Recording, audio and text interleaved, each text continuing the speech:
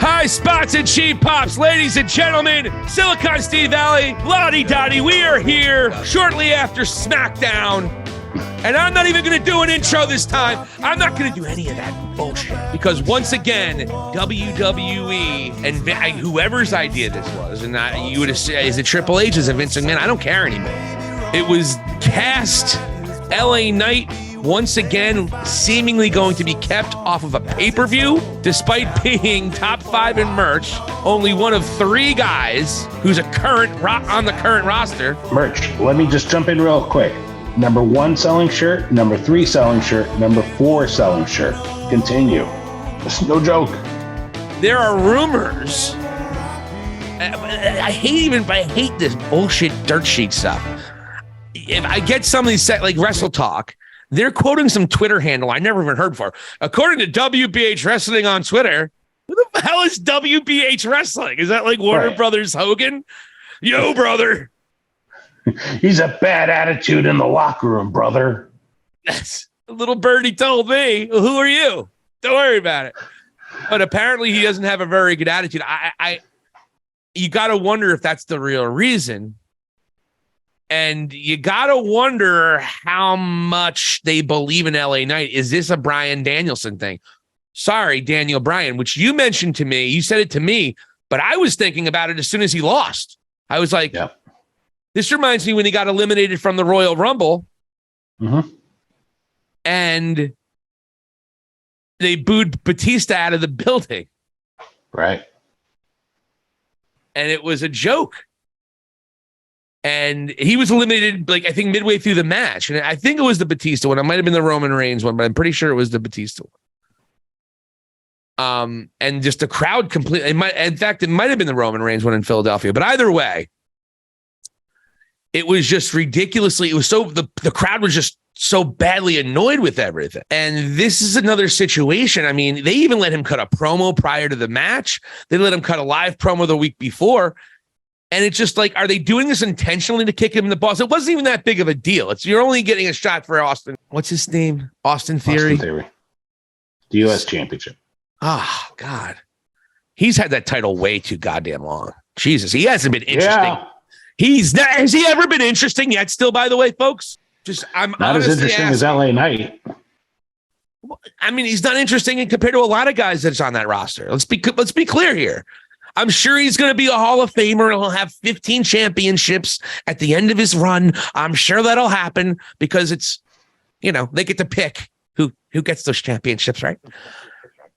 But has he really done anything to garner having one of a longer running championship? It's been a joke. And you finally have a guy who make it look like that, okay, LA Knight's going to rise to success. He has the top selling shirt, the 3rd and the 4th top selling shirt. He's getting the loudest crowd reaction of any of the baby faces, which includes Cody Rhodes. True. And still nothing. And apparently they say, and this is what I'm confused by.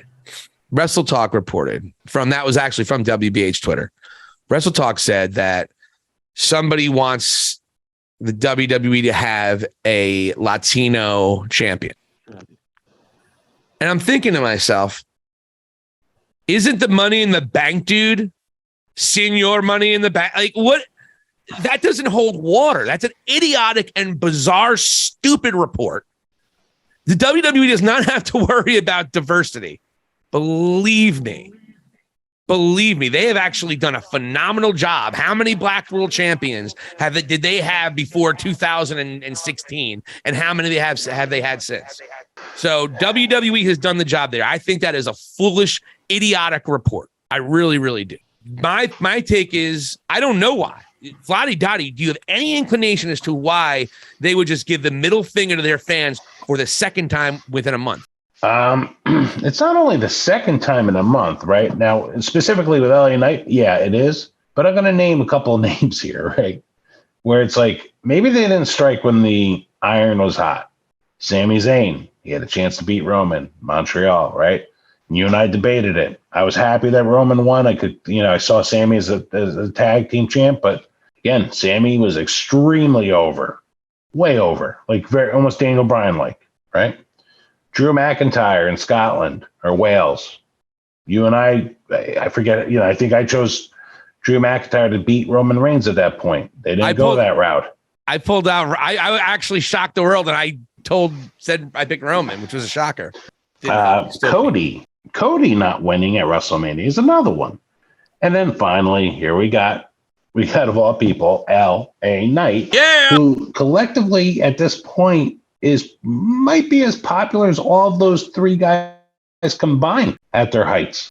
This is how over LA Knight is. And I can't understand a lick of it. All those names you mentioned have one guy in common, and that's Roman Reigns. Yep. And in retrospect, the only mistake I can say definitively that they made there that I think is going to be definitively a mistake is Cody. Everything was going to be okay as long as Cody won. Now, Cody is in a lackluster feud with Brock Lesnar where they're doing the same shit over and over every single solitary week.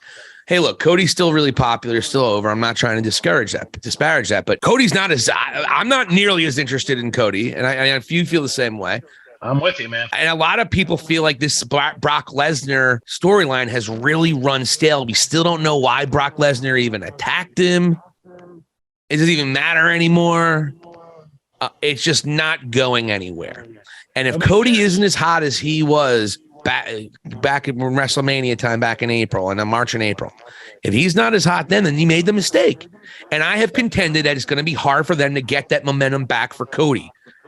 Can it be done? Sure, but they still have to do it. And right now, it's not looking like it. And it's actually looking like, are they really going to cut their nose up to spite their face and not push LA Knight?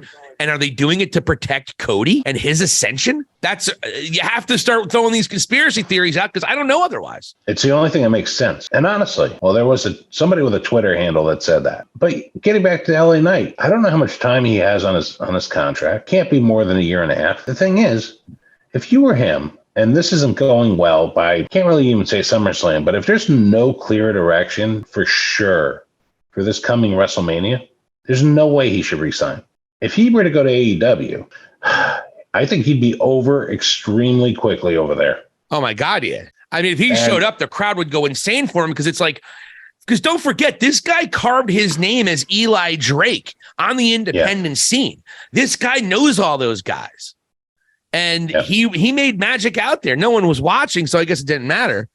But this is a report, folks. It's actually from Ringside News, which I hate reporting their shit because they lie half the time. They were actually reporting on Mark Henry talking about LA Knight. Apparently, I'll tell you what, I believe LA Knight's contract, will be up next year. And this is the reason why I'm saying that. Mark Henry, who's on Busted Open Radio very often, he actually co-hosts sometimes. And he has been talking about how he's been looking at LA Knight. And Henry actually advised LA Knight not to renew his WWE contract if creative doesn't listen to him and book him better. The exact quote wasn't here. It is. Yo, he sucks, man. There have been times, and Bully can attest to that.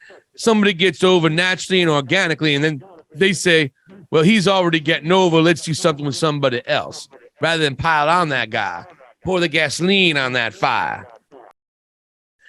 That means that if he said not to resign with WWE, that means that they might have been trying to resign him and they weren't, and Mark Henry told them not to. That's how I take that. Maybe it ends around WrestleMania, like after WrestleMania. Can you imagine if he's stonewalling them as far as negotiations? And they're like, well, fuck it then.